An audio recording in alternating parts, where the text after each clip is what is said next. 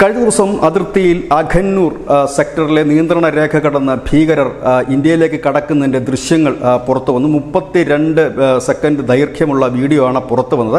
പക്ഷേ ചില സാങ്കേതിക കാരണങ്ങളാൽ വീഡിയോ നൽകാൻ നിവൃത്തിയില്ല. അതുകൊണ്ട് തന്നെ അതിൻ്റെ ചിത്രങ്ങൾ സ്റ്റിൽസ് പ്രേക്ഷകർക്കായി നൽകുന്നു.